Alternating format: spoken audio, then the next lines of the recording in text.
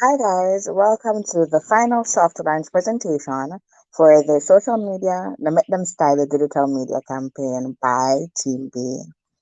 I am Tamika Heath Harding. I am one of the interns for Live Jamaica. Currently, I am working with 24/7 interns as a supervisor's assistant as well as subject matter experts. I have a degree in the Bachelor of Arts. I have a Bachelor of Arts degree in Integrated Marketing and Communications, as well as in a minor in Entertainment Culture, um, Enterprise Management. Perhaps you have seen my previous teammates' presentation on our campaign, the Make Them Style, where we are looking into the way in which social media creates and affects the identity of youth. Um, our first presenter, Marianne, she may have gone into the fact that social media, as you know, has been around for a while and its influence has only grown over a period of time, over the time that it has been here. It has become a essential part of the lives of a number of persons, especially persons between the ages of 18 to 25 years old. Um, we find that they spend more than 6 hours, probably over 8 hours on social media at some points. And as a result, it has affected them in various ways, whether it's that they become dependent on it, having to be on it consistently, or if it's a case where it begins to affect the way they feel about themselves and those around them. Um, or presenter Alicia had actually gone ahead and mentioned that it affected the specific age group the most because of what um, professionals or experts have identified as the FOMO theory, which is the fear of missing out. Another reason why social media has had such a tremendous impact on this age group is because the premise of social media, the premise of social media is that it is characterized by the idea of ideas being sold or bought to keep the communication and to create communication and entertainment um, within our, now global community. And as you know, it has made it easier for us to communicate with each other, know what's going on, and all of that stuff. And that is good as well as it can be bad, because what we have come to realize is that social media, with its influence, has good and bad effects the on persons around them. In that, it has changed the face of peer pressure. So no longer it's peer pressure. Well, it still happens in this manner, but it has become more of a digital thing that pushes you to want to get the approval and validation of your friends and those around you, persons who are considered to be popular. um and it Because it's a case where it happens inside of your home, in the privacy of your home and such, the effects are even greater, because perhaps you could have gone home to escape. If it's a case where you're experiencing some form of cyberbullying or stuff like that, not anymore. It's happening at home all the time because it's constantly in your face. Some persons consider it to be an addiction. Particularly because persons want to fit in so badly. We see that their identities and their beliefs and their values are often determined by not just often determined not just by what it is that they're seeing, but what it is that they're being asked to do. Specifically, challenges. your ability to be able to integrate within a specific group or to have the approval of your friends, because as I mentioned earlier, it's not something that is new. From the beginning of time, man has been trying to fit in, trying to be a part of a specific group, of a social group, and to get them to accept them. No, it because it's a case where social media capitalizes on the fact that we are always trying to get others to accept us and to acknowledge our talents. Because that's what most of the challenges that we see are about, especially for younger persons who their minds are more malleable. We find that persons between this age range, 18 to 25, have a tendency of falling prey to some, let's say, unfavorable challenges, right? Or activities. Or even if it's the case where they're not participating in activities or challenges, they find themselves putting themselves out there in ways that are not the healthiest, if you get what I'm saying. So we find one of the things that has risen, challenges have been about for a while. They have been here longer than TikTok. They have been here longer than Facebook. They have been here for a while. And we find that as they become more popular, some challenges become more popular and we develop more social media platforms um, that are circulate around challenges, for example, TikTok. We find that we find more and more persons, especially now during the quarantine, putting themselves out there to get the likes and, fill the pastime by participating in challenges.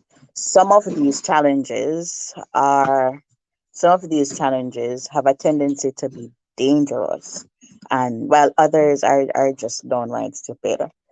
For example, some of the challenges that we've seen over time, we can take a look at, for example, ones that have been a little bit crazy.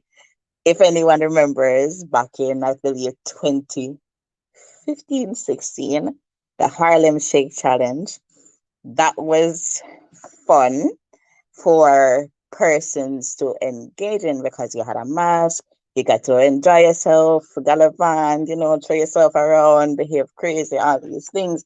And depending on how well the challenge went, you got a lot of likes, you got a lot of accolades, like, guys, you did really well. And at one point, it became really popular for the schools, especially high schools. Um, it For a high school, as you can imagine, in Jamaica, at least I know for sure for Jamaica, that there is a certain image that they would prefer their students not to have.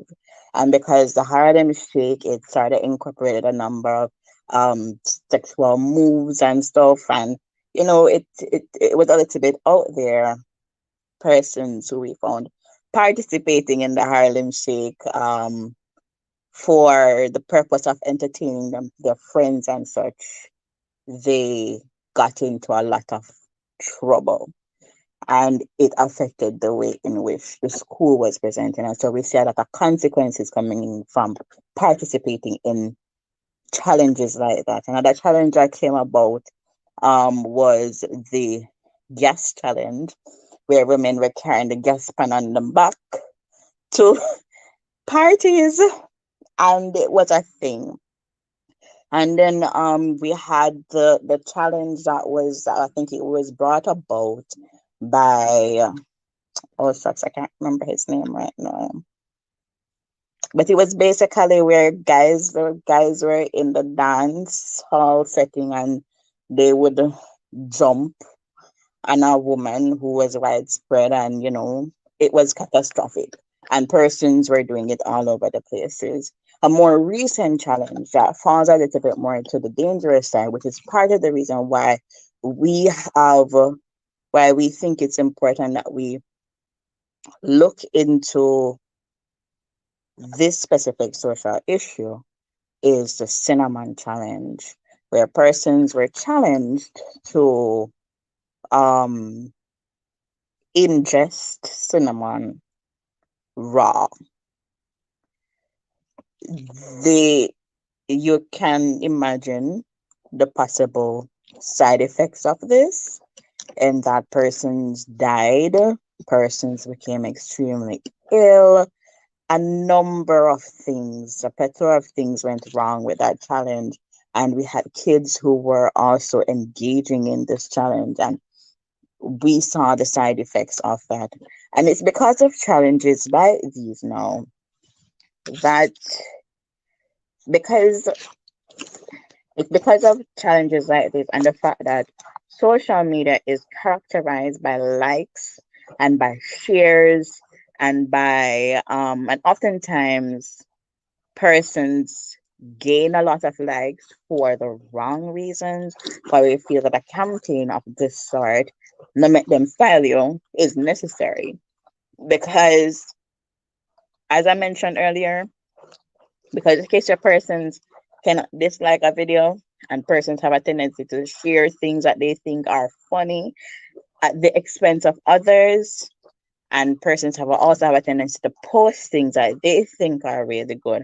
They think is really good, but others think it's crazy and like that is funny because you look silly. We think that this is an appropriate campaign to have, where we would basically be promoting the validation of the person's beginning to find validation within self, trusting that, I am proud of myself. I don't need to post this information to have others be proud of me. Um, Healthy social media habits and being grounded in their own belief systems. So those are the major points or the major tenets of this specific campaign. The one person, so as we know the popular song. Um, let me see if I can find out the words for it again and don't sound like I'm croaking. um, I'm on a lane. One of us, no boy can stop me. That's the main idea, where we're encouraging persons to embrace their own identities and not seek the validation of social media per se. Um, we are looking into having a few activities, into having a few activities in this campaign that are going to promote um a healthy idea of healthy social media habits. We are also looking to have challenges that encourage these habits. We're also hoping to be able to include a roundtable conversation with some influencers who have been in not the most, not the best situations with social media, so we can come to understand how they navigate it. Because is that what we have found is that persons who have been shown in a negative light on social media, they have a hard time coming back out of that sphere, of that state of mind. So we hope with a roundtable talk with specific influencers who have been through this, who have had the effects of all of this happening to them, they're able to shed some light on how it is that how they overcame it, and what their suggestions are to persons who are within this age group. We also look for some activities suggestion from you guys, because of course this is going to be for you. If it's a case where you guys have any suggestions, you can go ahead and give us your suggestions. You can have them sent to Mrs. TC Harding at gmail.com, things like that. Well, this is technically the end of my soft launch presentation. I hope it was enlightening, and I hope that this campaign is something that you want to be a part of. Have a wonderful rest of your night, guys. Thanks so much for joining. Goodbye.